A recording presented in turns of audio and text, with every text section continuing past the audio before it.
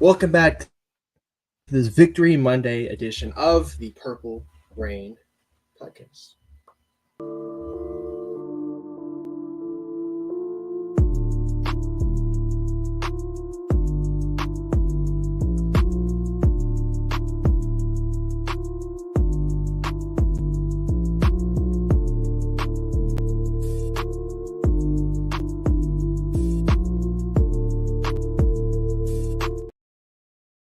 Yes, welcome back to this Victory Monday edition of the Purple Rain Podcast. Feels good to be back on Victory Monday. 214 is the Kyle Hamilton episode. Hope he is doing well. Got some good news on him today. The Marlon Brown episode. The Brandon Stokely, Sammy Watkins, Tim White, and who could forget Devin Hester, an absolute flop in Baltimore. I will die on this hill. Hated him in Baltimore. But yes, we are here. We're going to talk about the Ravens and Rams. But first and foremost, thank you all for coming through to this Victory Monday edition of the Purple Rain Podcast. You can follow us on Instagram at the Purple Rain Podcast. Follow this guy on Instagram, on Twitter at Sutton Def. Follow me on Instagram at simplyas10.pro and on Twitter at simplyas10. And most importantly, our sponsor, Manscaped. 2 weeks away from Christmas, 2 weeks away from Ravens versus 49ers, 2 weeks away from all the gifts being given, or maybe sooner. So this is the final rally for you to get the gifts for your loved ones. And we know better than Manscaped. Deck the balls, yes. Go in there, get something for the man in your life. Or if you're a girl, you can get them a nice bag or a shirt or something. But you need to go PRP for 20% off your whole order and free international shipping. Well, that's out the way, but first and foremost, you were at the game yesterday, rain game. I was honestly debating whether or not to go, but I know my body. If I would have went, I would have been sick today, very sick. I would have had tea next to me. So I made the executive decision to stay home, but you need to tell me how it was. You know what? I'm not going to lie. It's funny you say that because I'm actually feeling a little bit under the weather today myself after being at that game.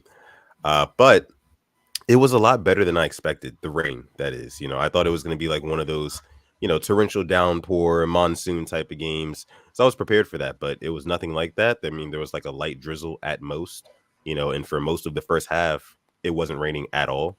So kind of a shocker there, but overall, I didn't really even see it impact the players on the field. I'm sure, you guys saw that on TV as well, but overall, really good game. The bank was rocking. This was actually the second regular season game in a row that I've been to that went into overtime and we won. I went to a game in 2021 against the Vikings regular season game that went to overtime at the bank, and we pulled that one out too. So I don't know what it is about me and showing up to M&T Bank Stadium, but we tend to go to overtime and we tend to win those games. So not mad about that, but there were some gripes. I had some gripes about what happened yesterday. Kind of talked about it, kind of prefaced it in the preview episode that we had on Thursday. Listen, man, and I guess we can just kind of go ahead and jump right into the review for this game here, and we'll bring up you guys' comments as well as we go through. But this game it was kind of frustrating at some points, kind of up and down. But the biggest thing to me, and like I said again, Alex, I said it on Thursday's episode. Stopping the run has been a problem. Stopping the run's been an issue. And I mean, if we're looking at the stats that we see here on screen, I mean, Kyron Williams having over 100 yards rushing, it's not ideal. You know what I mean? It's just not ideal. I don't think that our defense is playing at a very, very high caliber right now. I think that stopping the run has been a big issue. And I think if it continues to be an issue going to the playoffs, that's going to hurt us very, very badly, So I don't know what it is, what's going on with that interior D-line, but they've been kind of getting beat up a little bit when it comes to the run game. What are your thoughts? I'm glad you talked about it because whenever I criticize the defense, it's always they bring up the stats, this and that. And they've been a really good defense this year. But you can be a Ravens fan once again and criticize the team. There's no contract that says you cannot criticize the team. That's what we're about to do. The run defense is fucking awful with all I'm sorry. That really pissed me off. Kyron Williams damn near hit his over on the first drive. They ran it 7 times, I believe, or 7 to 9 straight times to start the game. They didn't pass the ball once. McVay was their biggest enemy, or whoever their OC is, because they should have kept running the ball. They would have scored 7 on the opening drive. 1,000,000%. I have no doubt about it. He turned our run defense into baby food. And I didn't think I'd be saying these words, but I'm calling up Dominican Soo. How much do you want? Mm, Because mm, that's kind of where I'm at with the run defense. We know what it is, and bringing him in would help us out. It wouldn't hurt at this point. It'd only help us out. Um, so we have to play Raheem Mostert and Devin Achane, I believe, or Acne, however you say his last name. And then we A-Chain, have yeah. Christian McCaffrey. We have McCaffrey coming up. And then we have to play Najee Harris and Jalen Warren, who typically have really good games against us. And then Travis Etienne next week. We're Yeah. not going to get any easier with running backs. It's going to get harder. This has to be fixed. I know we want it. And one more thing I want to say is this game is the exact reason why I do not want the Ravens to be number 1 seed and get a bye week. We started off slow as shit, and if this is the playoffs, we lose this game because it's a much better team. Not trying to be negative or take away from the dub. It's just the facts. John Harbaugh Yeah. teams on a bye in the playoffs. I know it happened a couple years ago. If it happened this year, we won and done. The team just looks so slow and sloppy to start it off. And that's when you fall behind in the playoff games early and you have to feed your way and claw your way back. And by that time, like I said, the teams are much better and it'll be hard to claw back. Right. Yeah. And Alex, look, I mean, if we look at the time of possession, that kind of tells the story right there. 34 minutes for the Rams to our 27 minutes. We're losing control of the clock, and that is not good. It's the reason why we cannot dominate teams. We should honestly, realistically, I think we should have dominated that team yesterday. I think we should have dominated the Rams. I think we're a much better football team. I think we're a much more complete football team. We have much more talent in a variety of areas than I think that the Rams do. But the fact that we were not able to stop Kyron Williams in that rushing attack consistently enough, that got us in a shootout, and thank God, I mean, our offense was able to put up damn near 40 points, which is not a normal thing, as we all know, as Ravens fans. That's not going to happen every week. We're not going to put up 37 points every week. I'm sorry. That's just not how this Ravens offense operates. It's not ever how it's operated, and we're going to put up anywhere from 23 to 27 to 30 points maybe, and that's how we're going to win the game. And then we're going to couple that with some good defense. But yeah, man, I mean, that's something that has to be fixed, like you said, going up against ECN coming up next. Then after that, Christian McCaffrey. Then possibly in the playoffs, Isaiah Pacheco, like you said, at the end of the season, Jalen Warren, Najee Harris, all those guys. It's going to be tough stopping their run. I mean, it just is. And like, they all have talented quarterbacks as well that can play action that can really beat you with their arms as well. So it's just man, I hope that is a point of emphasis this week. Stopping the run, and again, stopping it early. Like you said, 7 carries on the first drive and almost hit his over. I think he had like 70 yards after the first 2 drives or something like that. That can't happen. I'm sorry. That can't happen, because against a more talented team with a more talented quarterback, and not trying to take anything away from Matt Stafford, I thought he actually played a pretty good game yesterday for the most part. We're going to lose, against a more talented quarterback, and it's getting down to the crunch time part of the year. Playoffs are coming up. They're right around the corner. We got to step it up in a couple of different areas. What else did you see in this game, though? What else did you take away from it? I mean, I want to focus on good stuff. I really do. But some of the bad stuff, again, secondary was looking suspect. Marlon was getting cooked, and that was his first game back. I don't want to put – I hope that really isn't an issue. I hope it's just him just getting back. Yeah. But one thing I do want to talk about real quick is just like this slipping. Listen, I'm all for fashion. I am all for looking good. But if your cleats are making you slip, please put on a different pair, because it happened multiple times. I see guys slipping, and it's like only our guys slip. It's been multiple games falling. We're not going to get lucky every single time. And I know both teams are playing. That's what I'm saying. Like, why didn't I see Rams players slipping? I really didn't see that. Yeah. And then Puka Nacua and Cooper Kupp were cooking. And then I'm going to give Matt Stafford his credit, because he was throwing like these floaters that just felt like they were in the air for 20 seconds. And oh yeah, and trust me, being at the game, they were definitely in the air for like a good 30 seconds is what it felt like. Sure. It was 2 of them. The Kupp touchdown, there was one where I forget who he hit, but it was like over Marcus Williams, and then I think one might have been over Stevens or something. It just was it was a thing of beauty as a neutral if you're watching it, but as a Ravens fan, it's frustrating as hell. But on to the good stuff. Lamar Jackson, I thought, played a really good game. The deep ball is lacking. Him and Bateman, I don't know what's going on with that. But talk about it. Odell, I want to talk about everybody who is upset about Odell. Okay. overpay, force feed, drama queen, crybaby. I have not seen any of that. Four What up, catches, Gerald? 97 yards, and a touchdown. What's going on, Gerald? Four catches, 97 yards, and a touchdown yesterday. His past couple of games, he's put up wide receiver 1, wide receiver 2 numbers. Mm-hmm.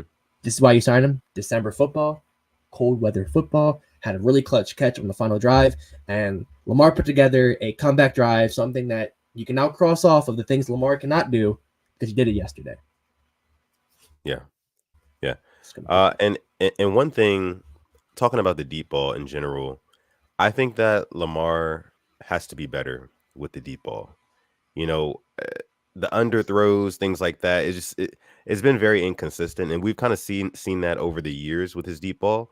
Like sometimes it's on point, but other times it's super underthrown. But the guy just has the coverage beat by so much that it's just, you know what I mean, like or it's overthrown. I remember there was one to Hollywood Brown a couple seasons ago that kind of reminds me of this, where he kind of overthrows him.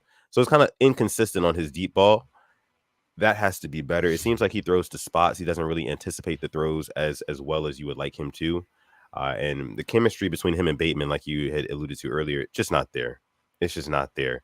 And I have a legitimate concern about Rashad Bateman on this team and his future on this team. And I hate to say it, but I don't think that he'll be with us long term. I don't. I just think that with the emergence of Zay Flowers, who I know the Ravens really, really like. I mean, at this point, we're talking about 2-game winners in the last 2 games, right? Or go-ahead touchdowns. Like that's pretty damn impressive from our first-round rookie. Comparing that to our first-round rookie in Rashad Bateman, who can't seem to make a play. And we get up here and we talk about how, oh, yeah, he's getting open and he's getting separation and, he's getting maybe 2-3 catches a game, but he's not making those big plays that you would want out of a first rounder. He's not fighting for it deep. He's not snatching the ball out of the air and then stiff arming a guy and running for an extra 20-30 yards and running past DB. He's not doing any of that right now. He's not doing any of that. And as the cap gets kind of tight, especially considering that Lamar Jackson's cap hit is going to take up a lot of pieces of the pie, we're going to have to kind of trim the fat in some areas. And I think that Rashad Bateman might unfortunately be a part of that. I'm still a truther, but you're definitely making good points. He's doing everything right. He's getting open, getting separation, and like the deep ball, you can tell the chemistry's not there because he's slowed down. I don't think he thought Lamar was going to throw it to him. And obviously that's a chemistry thing, but yeah, it's like, I know I like to break out, and I just don't know if it's going to come. I don't know who it would come against. I mean, Sunday night this week seems like a good chance because the Jags just let Joe Flacco drop 31 on them, and I'll be happy to talk about that game later in the show. I feel like this would be another game where like we're gonna have a receiver pop off. Odell popped off yesterday. I thought Zay popped off. I thought hell Aguilar had a good game. It's like everybody but number 7, and I want him so bad to have that game because it, like I said, it's weekly. I'm gonna sit up here. I'm gonna say, well, we know that he can do it. We've seen it. Just it's not translating into the game. Right. But he's getting catches. It's like kind of like James Prochet. You hear it every year in practice, but it would never translate to the game. Bateman isn't fumbling like Prochet did, or drops and all. But I'm just fingers crossed, man. One of them has to hit. One of them, right? Has to. Yeah. Kobe says here in 2024, definitely expect the Ravens to draft another wide receiver. Bate is not getting his 5th-year option to go along with Duve leaving in free agency. Can definitely see it, man. That's what we're saying here. I mean, it's just, what's up? Yeah. I mean, I think Devontae Adams is going to be available. I wouldn't hate. I mean, this wide receiver core, this free agency class coming up is stacked. It is. Yeah. I wouldn't hate a Mike Evans. Michael Pittman. I would say Mike Evans too. Yeah. I think Michael Pittman will be an amazing signing here. If you look at his stats, I didn't think he was like that until you look at his stats. I don't think we get T. Higgins. He's going to go for wide receiver 1 money. I mean, some of those guys might be out of range, but I think Mike Evans is a realistic choice. But I think Aguilar has worked his way down their contract, and hell, maybe even Odell. But I think DaCosta finally realized how to build a wide receiver room. I see K-Dog brought it up. he said Aguilar is a low-key leader in the wide receiver corps, and he couldn't be more correct. I don't know if you saw like the whole Wired thing, how Aguilar Yeah. told Lamar how he was gonna on the Zay touchdown, how he was gonna run ahead of Zay to get John Johnson to follow him, and that leaves Zay wide open for the touchdown. Like that's what Yeah. veterans do. I think Aguilar's won it all. He's got the contract. He's done what he could. He takes the safety away so Zay can get the touchdown, and the Ravens win the game. And that's what a team player is. And Yeah, I and, love and that. and that play was so interesting to me because if you watch, I didn't get to see it like being at the game, but I saw after the fact they showed it on the broadcast camera that him kind of coaching Lamar up in the huddle, and Lamar Jackson just kind of like standing there and listening, just intently like listening, and kind of exactly to a T follows what Nelson Aguilar said, and it worked perfectly in execution. So those are the type of things that you love to see from this football team, especially at this point in the season. Lamar Jackson is one of the greatest teammates I think I've ever seen play football, in this league. I mean, you don't get a whole lot of guys like that who's listening to a receiver basically tell him what to do and then go out and trust him, trust his teammate, trust his brother in that moment and go out and execute that same exact way. So yeah, man. But listen, I kind of wanted to get into this talking point for this game. As you guys can see on the title, right? Are the 10-3 Ravens playoff contenders or pretenders? Now is the time. I want you guys to drop it down below in the chat. What you guys think about this 10-3 Ravens team? An honest assessment. Do you think that this Yeah. Ravens team can make a deep playoff push? It's looking like we're going to win the AFC North. That's looking like it's going to happen. The AFC is looking like, almost a 60% chance at this point. So we might get that first round bye. Who knows? Are we pretenders or contenders here? Alex, I want to get your take first. Honest assessment. Real quick, while these people, the Rain Gang are typing, I think I got to talk about this real quick. I don't know how we haven't brought it up. It's the background of the Purple Rain review. Tylan Wallace, you were like one of the original founders of the Tylan Wallace fan club, the Tylan Wallace Truthers. And I know you seeing that in person couldn't have felt any better. When he was drafted and you look at his tape, he was doing that throughout OK State.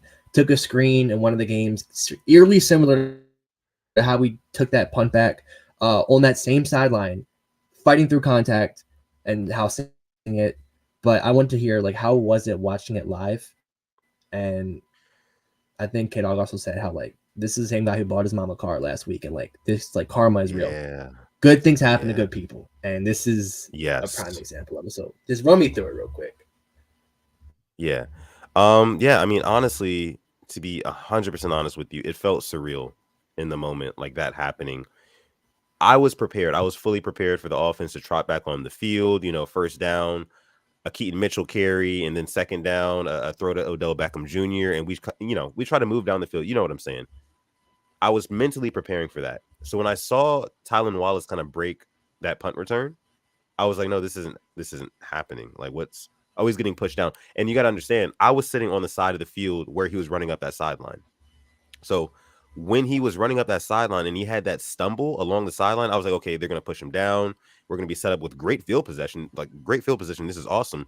But no, he kept his balance and he kept going. And when I saw him, 5 yards ahead of the closest guy and going and flipping into the end zone, the entire stadium just completely erupted, man. I'm turning around, I'm high-fiving guys I don't know. You know what I mean? Like it was awesome. The energy in the stadium was absolutely electric, and I can't wait to go back. Yeah, that's what I love to hear. Okay, I'm sorry. I need to hear it from you who was there. I mean, that's probably like when the Ravens have another like milestone. That's gonna be a play day show at the bank. It's gonna be the bank's anniversary, and that's gonna be a play day show. So you were there for history. That's fucking unreal. Yeah, I'm sorry, man. And for Tylan Wallace too, like this guy who never gets a chance in the offense, like he finally gets a chance in a game and he takes full advantage of it. Oh yeah. I'm really happy for him. on to the title. I'm sorry, I had to get that out there. Okay. So on to the title again. And the entire Rain Gang, they've kind of answered at this point. If you're not watching this episode, I'm sorry, live, and you're part of the hashtag replay gang, again, thank you so much for joining the show. Make sure you leave your comments down below in the comments section. Answers to the question up top in the title: are the 10-3 Ravens playoff contenders or pretenders.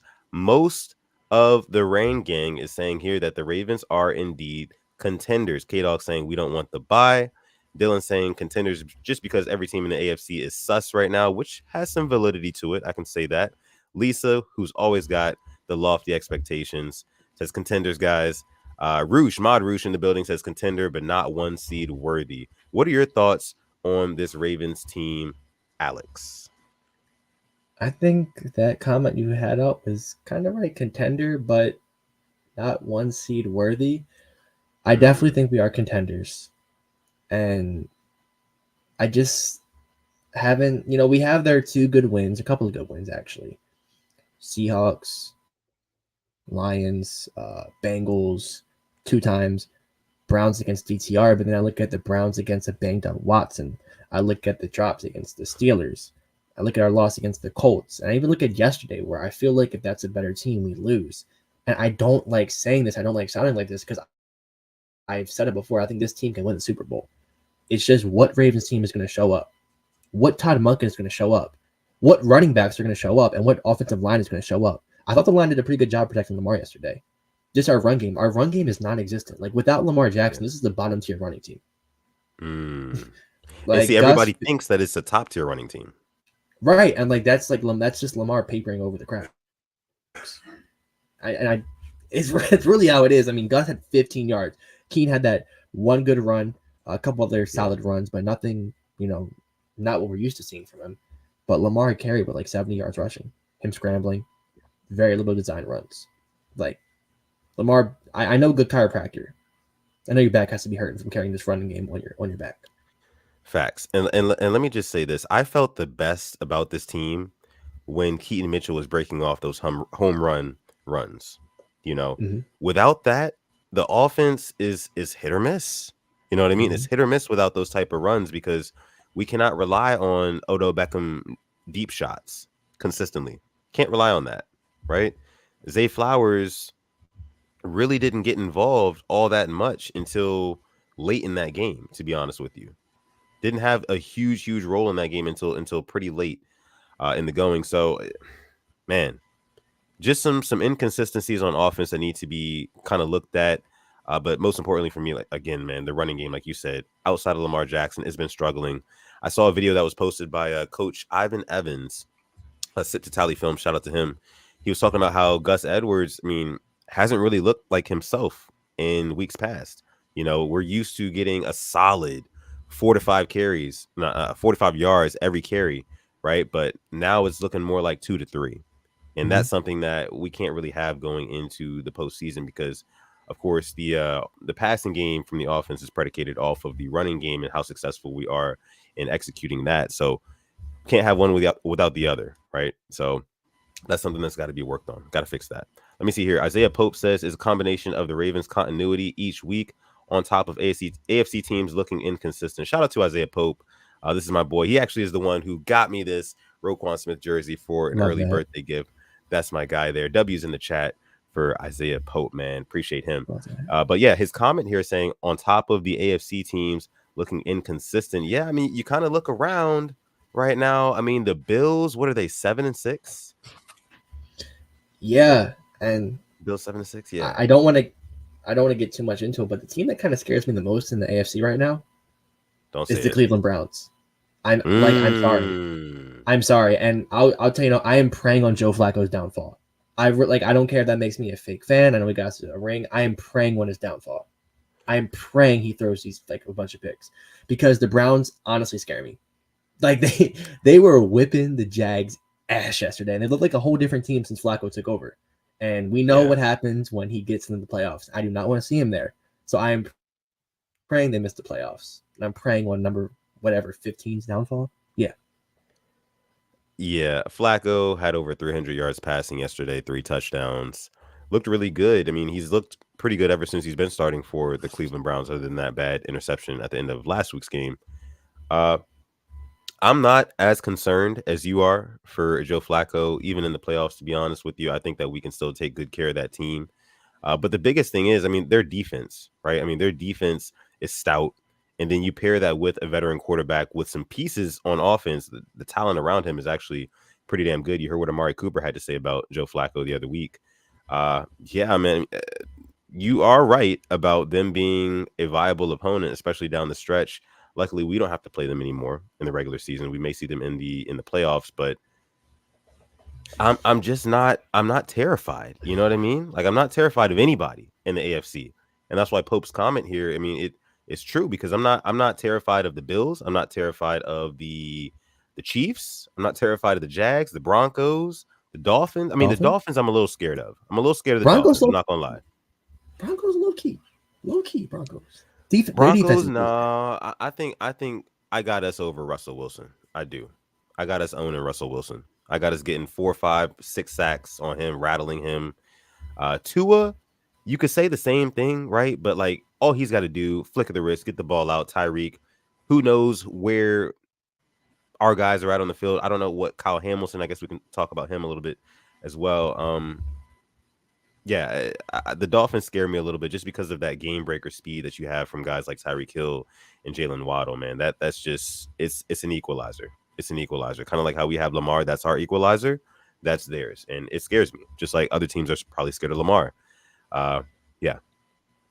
So, let me see. So, just talking about Kyle Hamilton really quick though. So, Kyle Hamilton obviously went down yesterday with, I think it was a knee sprain. Sprained is a MCL. Yeah. So he went down, went into the blue medical tent, and I was watching it as it all happened. Then he comes out of the medical tent, goes into the locker room, comes out of the locker room, goes back into the game, plays for a little bit, and then comes back out of the game, and then he's out for the rest of the game. Yeah. And then news came out today that it was an MCL sprain. They don't expect him to miss a whole lot of time, but it's probably going to be some time. What are your thoughts on Kyle Hamilton? I didn't want him to go back in because he's literally arguably the most important part of this defense because of how he can play anywhere on the defense. But It's good news. I don't think he should play this week. Get him ready for next week. Or if he's not ready, just don't rush him back. You know, get him ready for the games that really, really matter. I know these ones matter, but I'm talking about the playoffs. Because you kind of saw when he went out, defense was a little different. But I'm just happy we avoided any bad news.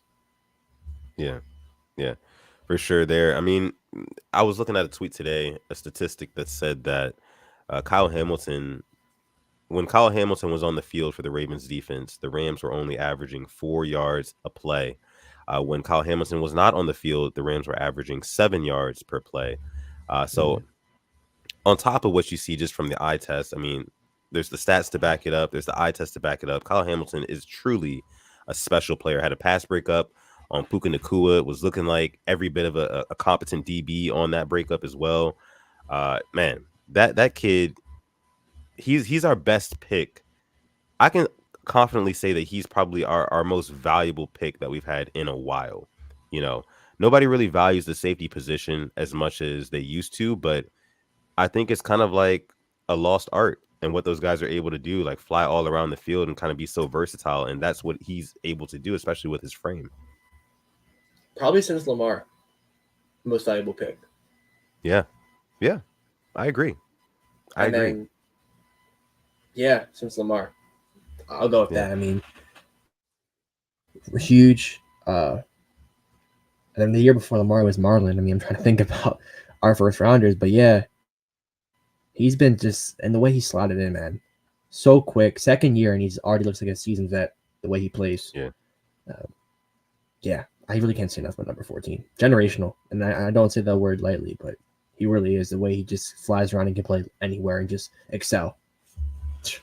Wow. Oh, agreed. But giving my answer, my short answer, I guess you could say, on are the 10-3 Ravens playoff contenders or pretenders? I think that the Ravens are contenders. Again, I do kind of agree with Mod Roosh and what he was saying, like just not number one seed material, that sort of thing. And that's mainly due to the fact that the defense has been inconsistent lately. You know, there's been struggle stopping the run, which is a glaring issue. I'm sure offensive coordinators that are lining up to play us are licking their chops at the fact that the Ravens have not been able to stop the run the past couple of weeks. That's going to be the game plan going in, especially because they have talented running backs. And then also the fact that the offense, man, I mean, it doesn't seem so sustainable just yet. And the only reason I say that is because, again, guys like Gus Edwards are getting us 2 to 3 yards a carry when we're used to getting 4 to 5 yards a carry. There's a huge difference in that. There's a huge difference in how your offense operates if your run game is not efficient. Huge difference. Over 70 people watching live right now. Thank you so much for joining this episode of the show. Make sure you guys like the video, subscribe to the channel as well if you are enjoying the content. We do have our first super chat donation. This one's coming from the Don. Who What's else? going on, Don? Appreciate you for coming through, dropping the 5-piece in the chat, making it rain here on episode 214 of the show. Says, what a game. Instant classic. I love when Alex has a 4-minute highlight reel. It means it's a banger. Thank you, kind sir. And yes, it was an instant classic yesterday.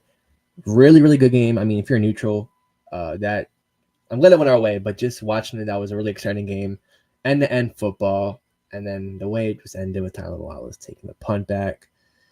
That's why you love the game. It really is. Just like the Ravens on Fox, got to put on a show somehow. Our previous games on Fox, we had a couple of blowouts. We had the Browns storming back and beating us on the last-second field goal, and then we have this game where we went overtime. Man, the Ravens love entertaining you, don't they? But thank you. Yeah, they do. Yeah. Thank you for the super chat donation, Don. We appreciate that. Let me see. Ryan here bringing up an interesting fact. Says our 14-2 teams, one weakness was run D, and look how that turned out in the playoffs. Yeah, as you guys all remember, I think Derrick Henry had almost 200 yards rushing, a couple touchdowns, had a passing touchdown. He just had his way with the Ravens defense that night. So the good thing is, again, we're not going up against like a physical, imposing freak of nature in Derrick Henry in the playoffs. We're going to be going against, a smaller variety of running backs, and they're more speed centric, right? I mean, when you're talking about Jaylen Warren and Najee Harris, that's when you get into more of the power back side of it, I guess you could say. But man, I mean, it's still going to be dangerous because we cannot allow the defense to get gashed. Because when this defense gets gashed, the defense gets tired, and when the defense gets tired, man, those second halves get ugly. I know you saw the stat. I think everybody saw the stat with, the point differential that the Ravens have in the last 2 minutes of games. It's horrible. It's horrible. Negative. Teams are outscoring us. I can't remember exactly what it was. Yeah, something I think like it that. might be negative crazy. 30 now. I think it might be minus 30. Yeah, we're getting outscored in the fourth quarter, in the final minutes of the game, the closing minutes of the game. That cannot happen, especially not in the playoffs, because that's what's going to lose you a football game. Simple as that. Yeah. It's going to lose you a football game. So, my keys for the Ravens to actually make a deep playoff push, that interior D line has got to stop the run better, period. Right? And then second, we got to get more home run plays rushing the football. That's just me. And coaching, I think. I'm throwing coaching up on there. Yeah, talk about it.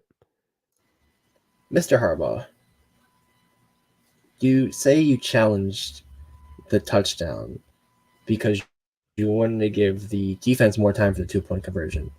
Lost a timeout. My brother in Christ, just call a timeout. You can call a timeout. You have to challenge the play and make yourself look like an idiot. 16-year vet, and that happens. That's kind of like one of my worries when we go in is our head coach. I don't know what the logic was behind that. And I'll be honest, there was like a 4th and 1. I'm surprised we didn't go for it. I was kind of behind us going for it there, and he punts it like he goes for it when we don't have to, and punts it when we should be going for it. He gives me headaches. He gives me headaches, I'll tell you that. And there has been a lot of chatter about one Mr. Jonathan Harbaugh and his future with the Ravens, because you look at the talent on this team, and yeah, we're 10-3, but just cause. And the face came out multiple times yesterday.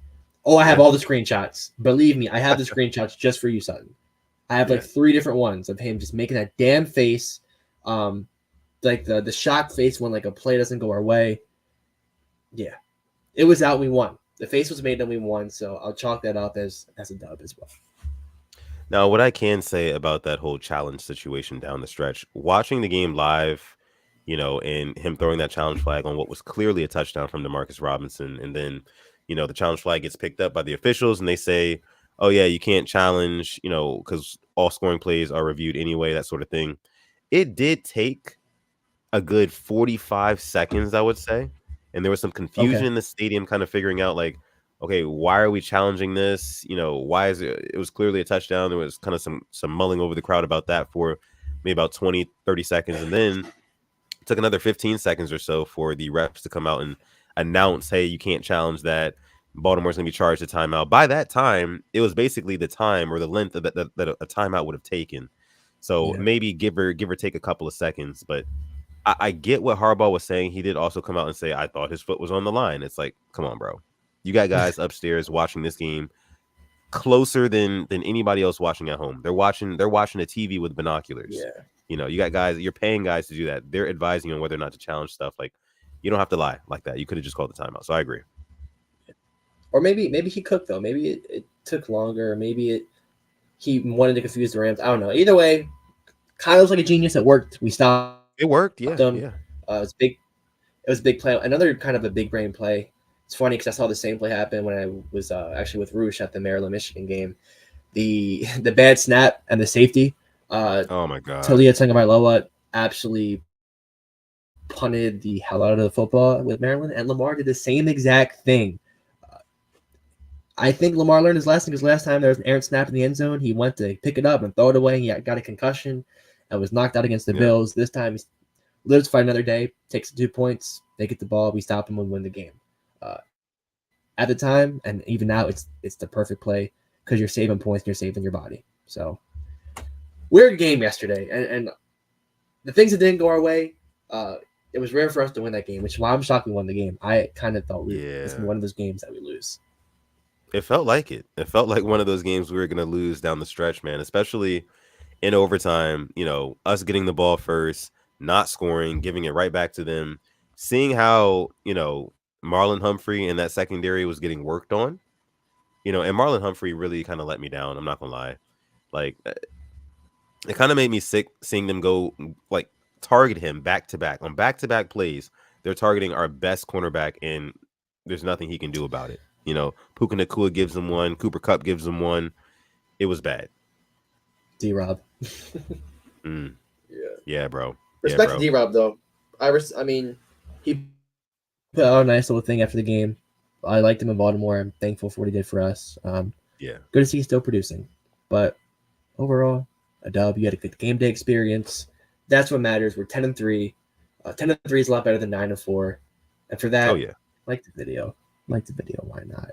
Double-digit wins. That feels good. That feels good. I'm not gonna lie. Yeah. 10-3. 10 wins, 3 losses. Like, yeah. I mean, I know we got a tough stretch coming up. Like, I would prefer a much easier stretch, obviously. But I mean, 10-3 going into these next couple of games, man. That's really, really good. And I would be interested to go back and look at our picks before the season to see where we had ourselves at this point in time in the season. That would be very, very interesting to go back and check on. Let me see.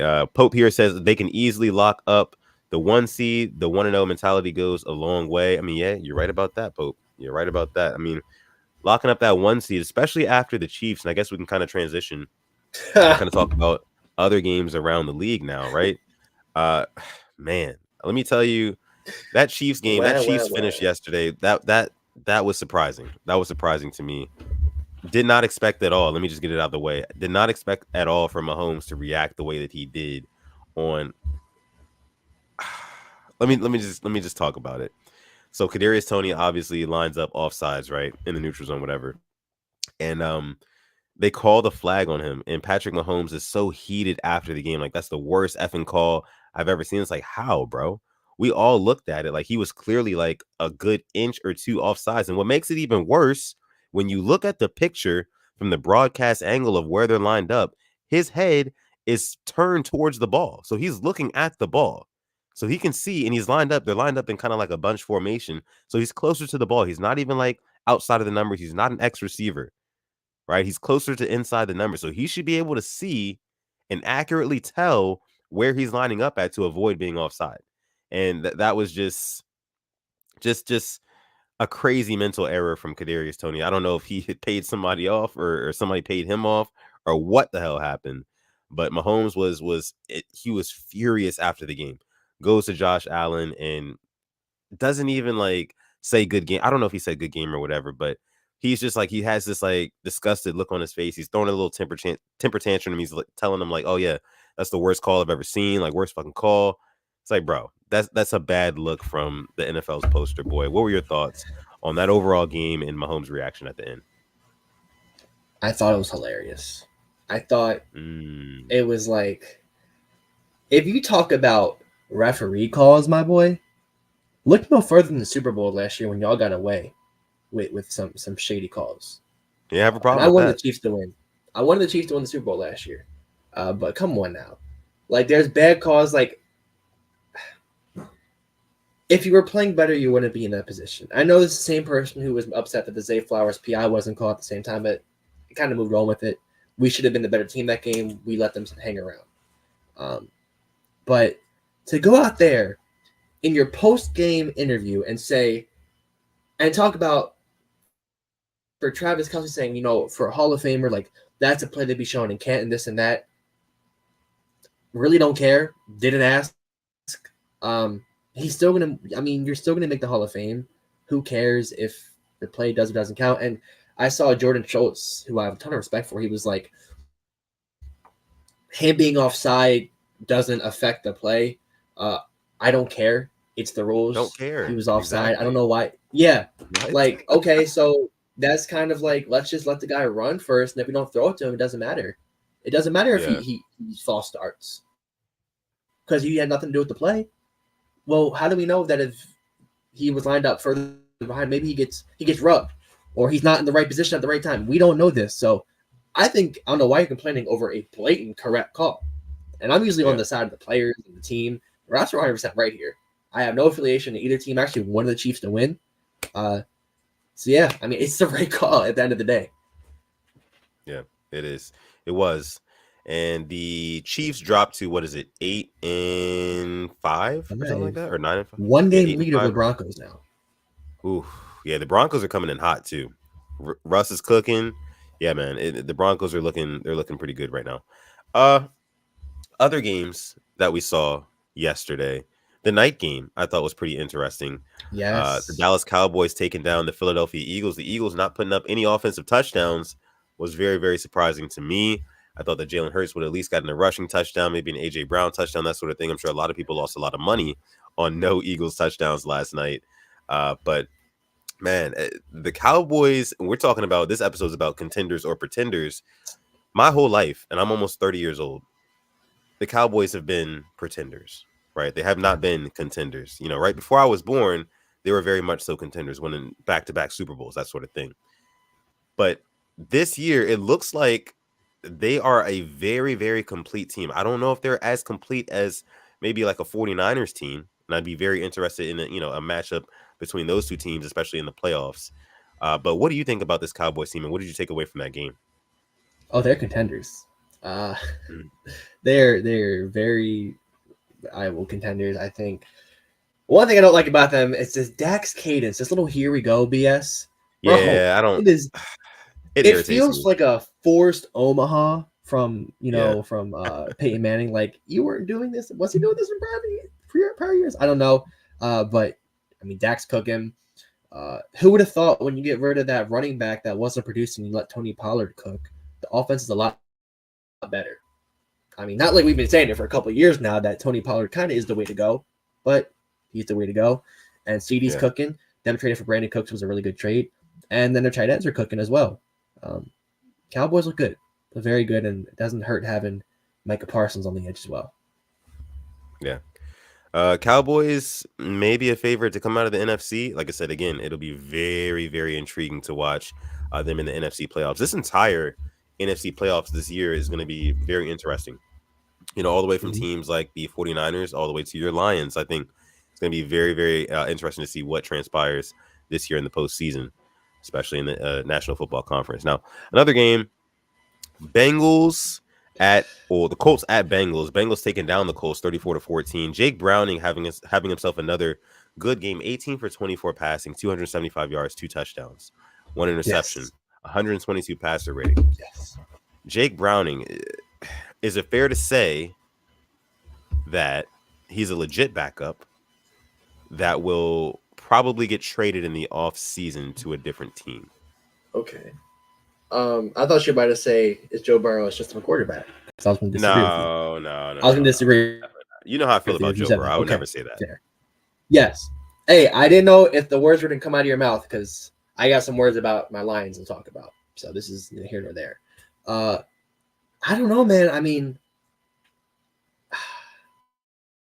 what teams are going to be looking for a quarterback in the offseason? I'm interested to hear which ones because Drake May is going to be a first round pick. Caleb Williams is going to be a first round pick. Then who else needs a quarterback? Are the Titans going to roll with Will Levis? I'm not too sure. Hell, are the Commanders going to roll Sam Howell, who we've talked about that we both really like? Think about some other teams as well. Kind of going division by division. Yeah, the Jets. I mean, what's up with Aaron Rodgers? And then Atlanta. Let's go Atlanta. Do they stick with Desmond Ridder? I don't like if they somehow make the playoffs. I think they stick with Ridder. Yeah, Bucks could be another one. Yeah, I mean, I think he'll have some trade interest in the offseason, though. I don't know how much, but definitely will have some. Yeah. Another game that transpired yesterday. Which one was it? Oh, yeah. So, like I said, the Lions and the Bears, like you just alluded to just now. Bears taking down the Lions 28-13. Justin Fields having himself a pretty good day. 223 through the air, 1 touchdown, no picks, 19 for 33. Jared Goff, 20 for 35, 161 yards, 1 touchdown, 2 picks, 54 passer rating. Not his best performance at all. What did you take away from this one, man? Your Lions, they took an L. I think I have to say the F word. Uh-oh. And I think Don Royal, you're right. They are frauds. Oh. There's a reason why Jared Goff was traded from the Rams to the Lions. And there's a reason why Matt Stafford won a Super Bowl and Jared Goff did not. And that hurts my heart to say because I love me some Jared Goofball. But man, the Lions right now, like, they're going to make the playoffs, but I think they're one and done. I do. And it hurts me. There's a cornerback, though, of theirs, right? This guy, I want the Ravens to get in the offseason because he needs to come to a new team, and this is a team for him. Their secondary has been low-key cooked. They're missing C.J. Gardner-Johnson. And just how does Amon-Ra St. Brown have 21 receiving yards? What? And Justin Fields is like that the girlfriend or boyfriend, right? Where they've been awful to you the whole relationship, the whole time. But at the end, they try to make it right. And they're doing everything they can. They're taking you out on dates. They're getting you flowers, getting you chocolates. They're changing everything about themselves for you, but it's just too late.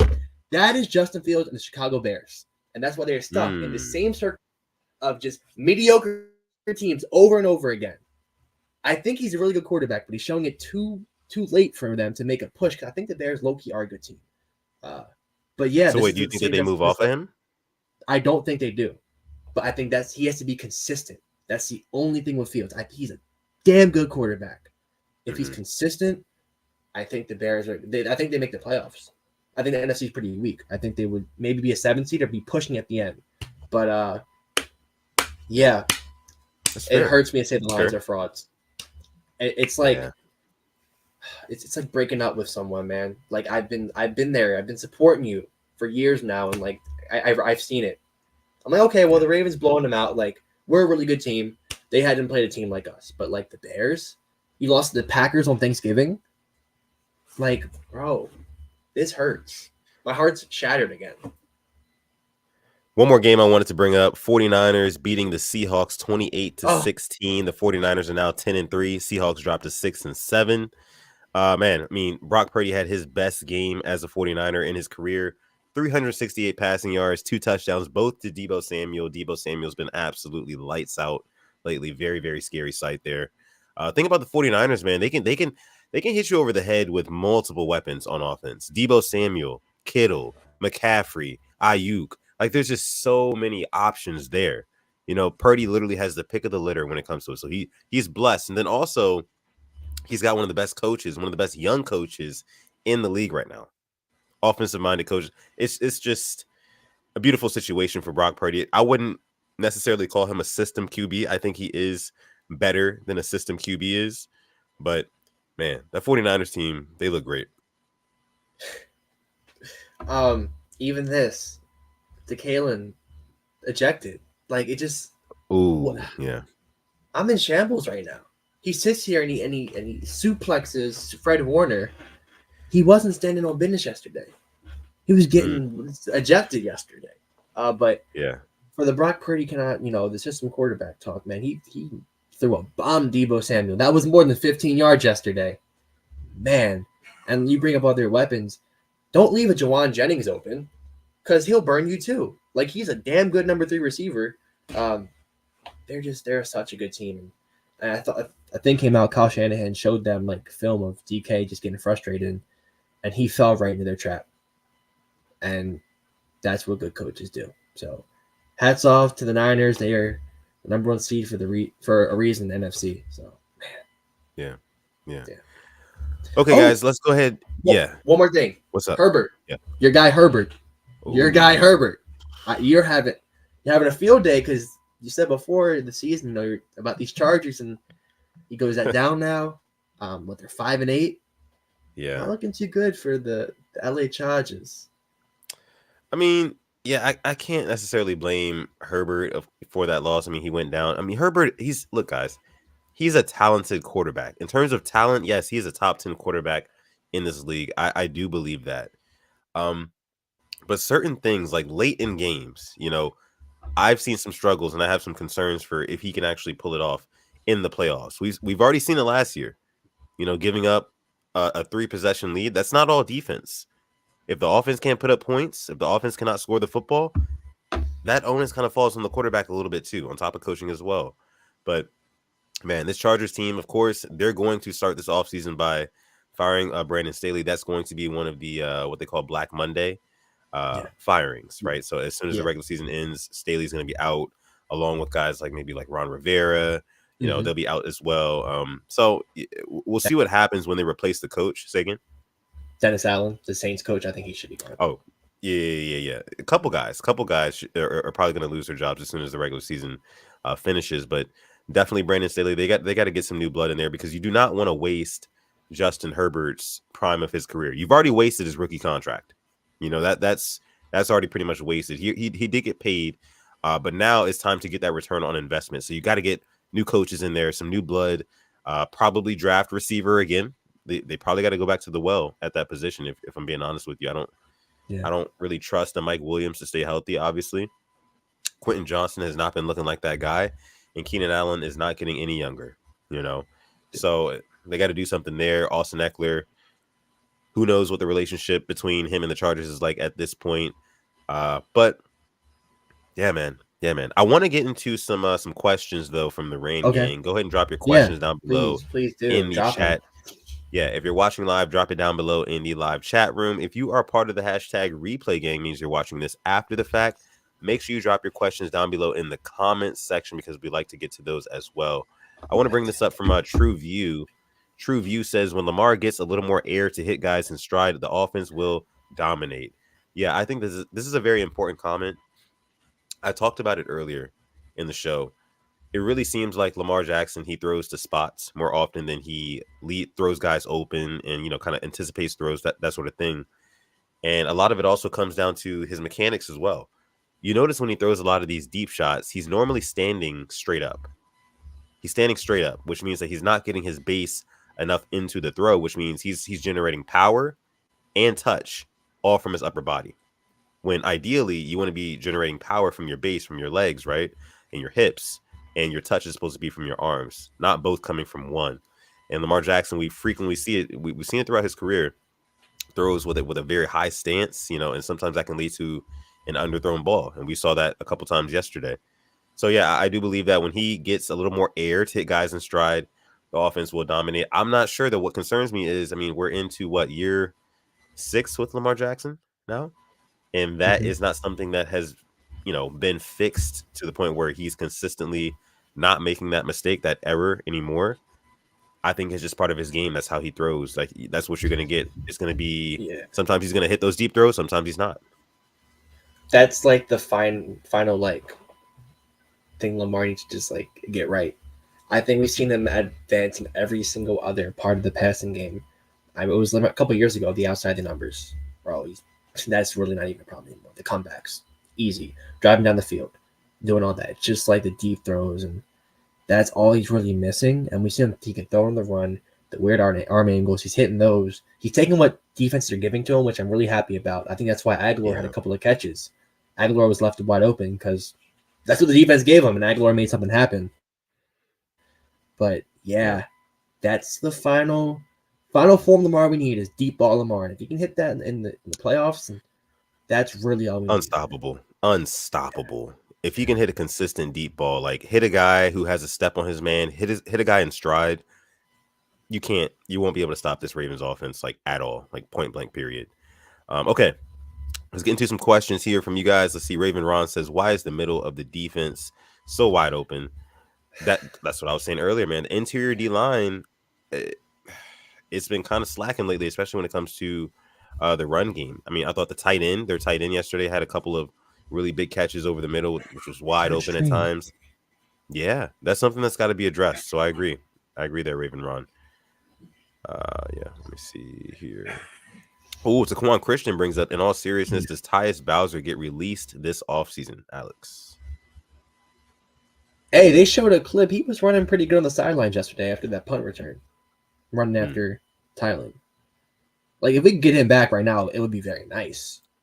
But yeah. I mean, I kind of forgot about him in the past couple of weeks.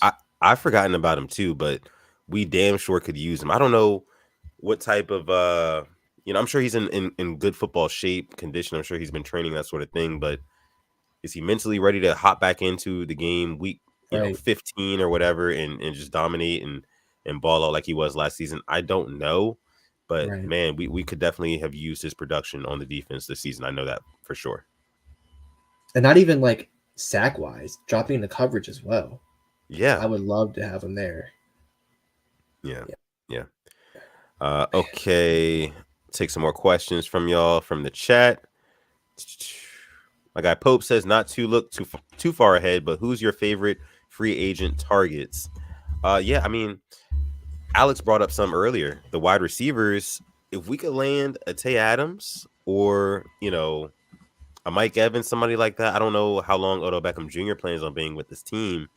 But if we can get a guy like that, like a true number one to go along with Zay Flowers, because listen, guys, I don't think Zay Flowers is like a bona fide number one go-to receiver. Again, you guys know how I feel about the smaller body receivers. They are fine. I mean, I love them for what they are able to do. Catch the ball short, yak, you know what I mean? Make guys miss. That's all cool. But when it comes to reliability, we've seen time and time again, the AJ Browns of the world, the DK Metcalfs of the world. Those are the guys that you want. You know what I mean? Mike Evans, that sort of thing, like bigger guys. But yeah, that's probably going to be one of my favorite free agent targets, either Tay Adams or Mike Evans. How about you? So we have to trade for Devontae. I just have brought him up because the Raiders are 2 packs of ass right now. But I don't think you'd be sending a first-round pick for him. I don't think you can. I think the Ravens would hold all the leverage if they were to trade for Devontae. But I think they should. If we're talking about I'm biased for this, but this guy, Jerry Jacobs, I love the Ravens to get him. He's had a down year with the Lions, but he has 4 or 5 interceptions. It'd be another defensive back, and it'd be such a Ravens move.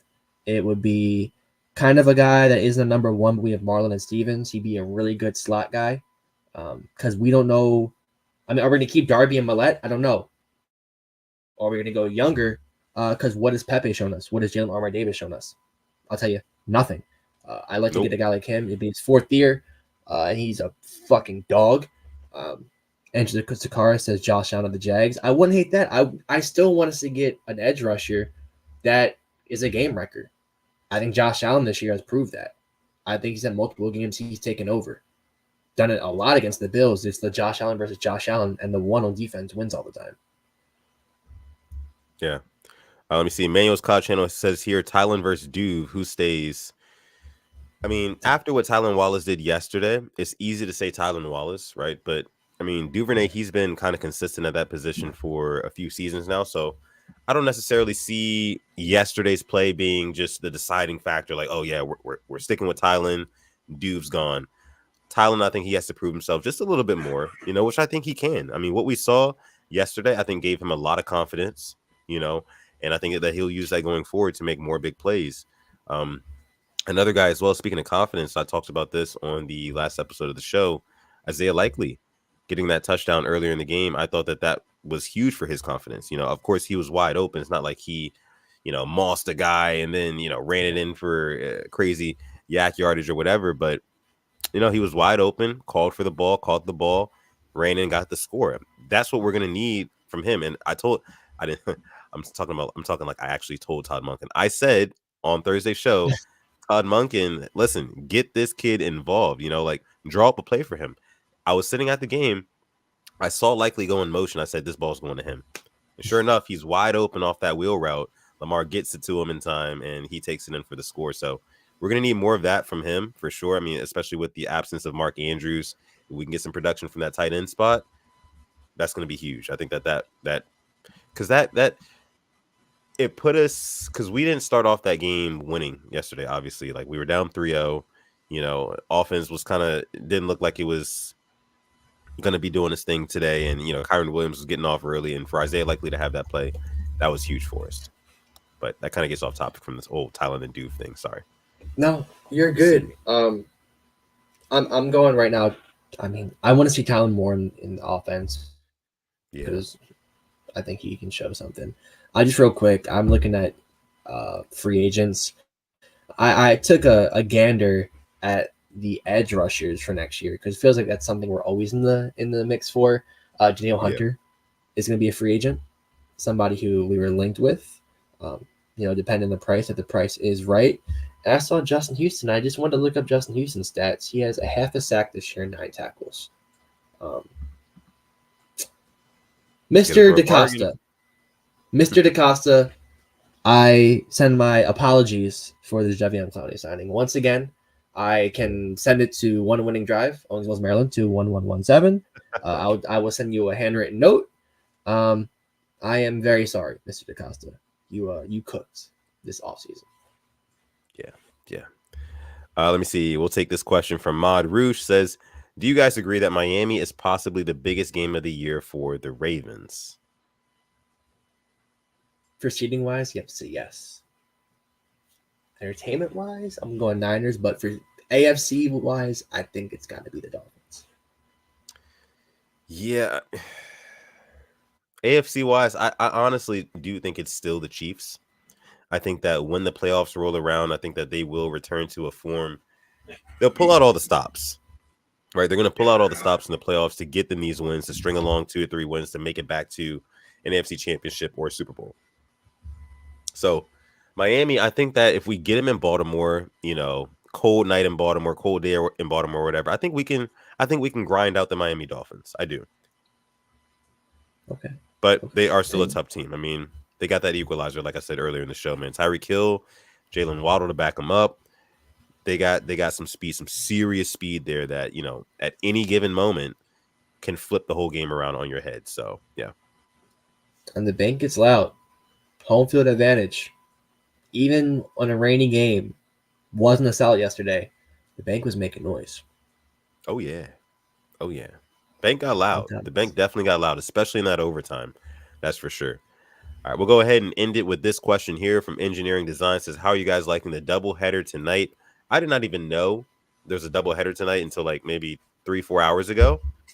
Yeah. Not the best games. I mean, we got Titans at Dolphins, and then we got Packers at Giants. I think I picked the Dolphins and the Packers. I think we both picked the Dolphins and the Packers to win these games tonight. But I think that the Dolphins and Titans game will be very interesting. Us as Ravens fans, we have to be watching that one with a very, very close eye. Because it's looking like that Dolphins game, like Roosh said, is going to be the most important game of the season for the Ravens. So, yeah, we're going to have to pay very close attention to some of the things that they're doing, how they're getting Tyreek Hill open, how they want to run their offense just kind of as a whole. Because if we can shut down their offense, I think that we can dominate the Dolphins, to be honest with you. They're not even that great against good teams based off of their record this season. So, yeah, we'll see about that. And then Packers and Giants game. Yeah, what's up? No, keep going, keep going, keep going. No, I was just gonna say, I mean, Packers at Giants game. I mean, it'll be interesting to see if Jordan Love continues to have his stretch of good games that he's been having. Saquon Barkley, expect him to have a decent showing on the ground as well. So, I mean, overall, I think it's gonna be some pretty decent football tonight. Not too much to complain about. It's not super toilet bowls, but it could be better. But a doubleheader, both games at the same time. I still don't know how I feel about that on a Monday night. I'd rather just Yeah, focus on one game. neither do I. But one more thing though. LSU Tiger, Jaden Daniels, Heisman him. Thank you very much. Thought it was deserved. Happy for Jaden Daniels. And I am an LSU fan, so 5,000 damn near all-purpose yards. Don't know if you kept your eyes on the Heisman, but yeah. Shout out to Jaden Daniels for winning the Heisman Trophy Award. I'm just happy Bo Nix didn't win it. So Yeah. Well, I think Michael Penix was the runner-up, right? yeah, well deserved. I think it was either Penix or Daniels deserved it. Yeah. So, yeah. Haven't watched a whole lot of Jaden Daniels play. Maybe I should. I think is he declaring for the draft or no? I believe so. Yeah, so we'll see him next season. We'll see him next season. Yeah, I think he has to. Yeah. Let's see, Eric Banks says here, do we resign J.K. Dobbins? Don't think so, to be honest with you. I think we let him walk, in all honesty. With Keaton Mitchell, if Keaton Mitchell has a couple more big plays at running back, then yeah, I think we let J.K. Dobbins walk, and I think that's going to happen with Keaton Mitchell. Adit Mahmood says here, off topic, but Ohtani's contract is interesting. He's talking about Shohei Ohtani. Next 10 years, $20 million, followed by 10 years of deferred payments of $68 million. Yeah, I mean, we all know with these contracts, man. It looks like a huge number to the public, but the way that it's set up is broken down over years, and they kind of protect themselves. The Chiefs kind of did the same thing with Patrick Mahomes. Yeah. So let's just hope the Orioles spend some money, but they won't. I'm used to it. But yeah, 700 M's is crazy too. That's for sure. It is very, very crazy. But that's like no sponsorships. Like he isn't on New Balance commercials. Like he isn't loved in multiple countries. That's insane. That is get your money. Yeah, that's what I'm gonna say. Yeah, I don't think we'll ever see contracts like that in the NFL as long as salary cap and all that stuff exists. It's really kind of criminal what the NFL is doing to their players because they deserve so much more money, especially based off of just the sheer ratings that the NFL gets compared to the MLB and the attention and just the money it brings in every single season. But yeah, we're going to go ahead and leave it there for the question segment and this episode of the Purple Rain Podcast, episode 214. Again, guys, thank you so much for coming through as you guys normally do. We appreciate each and every one of y'all watching live right now. If you're part of the hashtag replay gang, you're watching the show after the fact, thank you so much for coming out to this one. Make sure you like the video before you get out of here. Subscribe to the channel as well if you are new and you enjoyed the content. Make sure to follow us on Instagram at the Purple Rain Podcast, like you see down below. You can follow me on Twitter or Instagram at Sutton Def. You can follow this guy over here on Twitter at SimplyAs10, Instagram at SimplyAs10.prod, pretty much everywhere else just at SimplyAS10. Yeah, and then like he said to lead the episode with, as you guys can see on the bottom of the screen, Manscaped, deck the balls. It's time. Christmas is in 2 weeks, so you are running out of time officially. Like you need to make your order like today, like tonight. Like you need to do that. You need to do that. So make sure you go on manscaped.com, fill up your cart, and use our code PRP. You're going to save yourself 20% off, plus free international shipping. And with that being said, I'm going to let my guy Alex take us out. Thank you all for coming through to episode 214 on this Victory Monday of the Purple Rain Podcast. Can't wait to see you guys on Thursday to discuss the game against the Jags. Possible fraud watch. But yeah, we will see you then. And as always, stay positive, test negative. Yeah, and never, ever, ever forget, even on the rainiest of days, kind of like yesterday, to call God. This has been episode 214 of the Purple Rain Podcast. We're going to catch you guys in the next one. Peace.